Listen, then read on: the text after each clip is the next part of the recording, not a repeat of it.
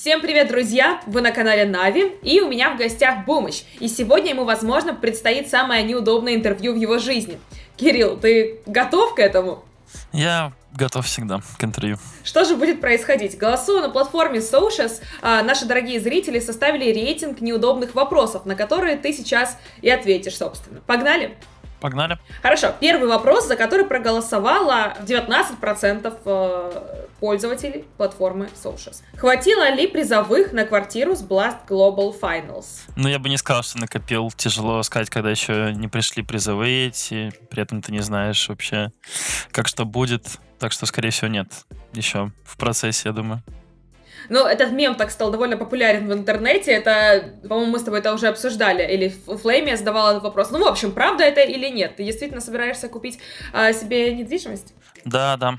Собираюсь вот покупать. Надеюсь, что все получится к концу года, либо в середину следующего. Вот. Круто, красавчик. Хорошо, следующий вопрос. За него проголосовало 14,5%.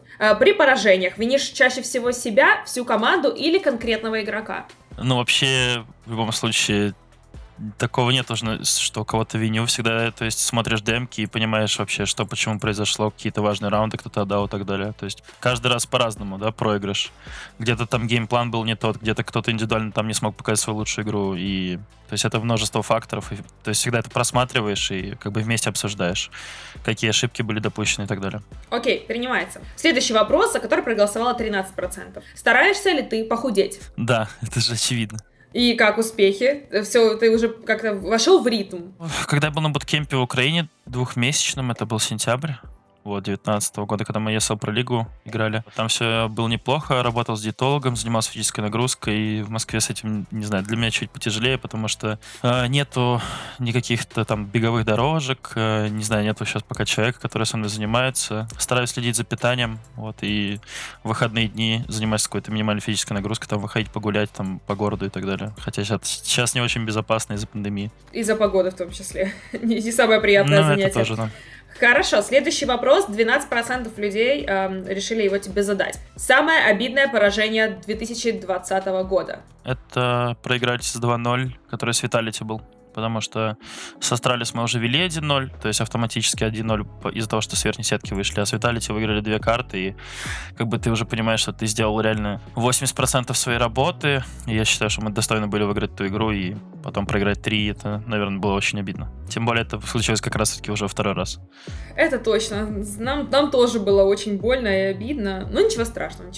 Хорошо, следующий вопрос, который захотели задать тебе 10% пользователей платформы Socials. Предлагали ли тебе перейти в другую команду?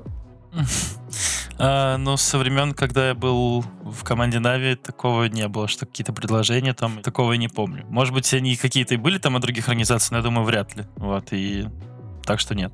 Наверное, сейчас уже мы живем в такое время, когда вряд ли кто-то просто так придет к человеку с контрактом и будет его переманивать, да, особенно из Нави. Хорошо, это был 5-й вопрос, но у меня есть еще 2 бонусных вопроса, за которые проголосовало меньше людей. Мне кажется, что можно их тебе задать, раз у нас так хорошо пошло. Согласен? Да, давай. Хорошо. Чего тебе не хватает для того, чтобы сказать, что ты живешь идеальной жизнью? 9,5% людей интересуются. Ну, наверное, идеальная жизнь в понимании каждого человека — это когда он может позволить себе все, что он хочет. А у него, то есть, все отлично там с личной жизнью, он добивается или добился уже, я бы сказал, поставленных целей и так далее. То есть это, не знаю, это очень тяжело добиться там за очень короткий промежуток. Мне кажется, идеальная жизнь — это уже к лет 40, там, когда ты реально добился каких-то целей и уже можешь просто даже позволить себе больше отдыхать. А сейчас в таком молодом возрасте, когда карьера только начинается, наоборот, нужно работать, добиваться больше и больше, потому что больше возможностей сейчас есть в молодом возрасте и так далее. Согласна. А существует ли она вообще идеальная жизнь? Звучит это как миф. Идеального ничего не существует, на мой взгляд. Но мы стремимся. Для каждого, да, есть просто свои идеалы там, да, то есть для кого-то там, не знаю, возможно, там иметь машину, квартиру, там, не знаю, просто девушку — это идеальная жизнь, а для кого-то совсем другие. То есть у каждого разные рамки. А кто-то хочет в космос полететь, и только тогда он поймет, что это идеал. Ну да, что-то типа того. Хорошо, последний вопрос, за который проголосовало также 9% людей. Всегда ли ты согласен с Блейдом по тактике на раунд? В игре я стараюсь доверять, потому что все-таки, не знаю, много строится на доверии.